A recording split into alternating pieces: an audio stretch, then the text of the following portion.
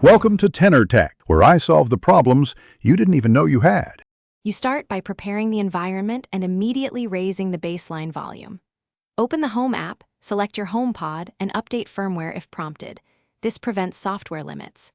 Place the speaker on a firm surface, clear of walls and soft fabrics that absorb bass. Once done, use Siri or the Home app to set volume to about 70% so you have headroom.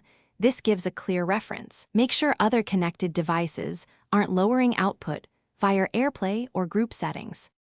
Next, refine settings that affect perceived loudness and prevent automatic leveling. Disable sound check or any volume-limiting feature in your music app so the track plays at full dynamic range. Once done, stream via AirPlay 2 directly from your iPhone or iPad. This maintains consistent audio levels versus Bluetooth proxies. Then, tweak the EQ in the Source app. Slightly reduce extreme bass and lift mids and highs to increase clarity and perceived volume. Make sure multi-room groups aren't linked, because combined groups can lower each unit's level.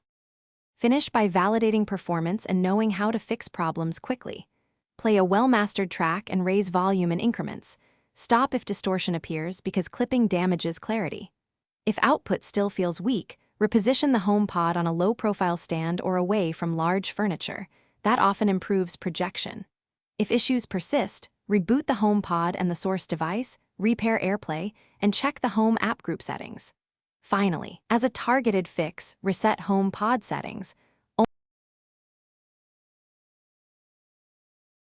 Thanks for watching. Subscribe to keep your life in tune.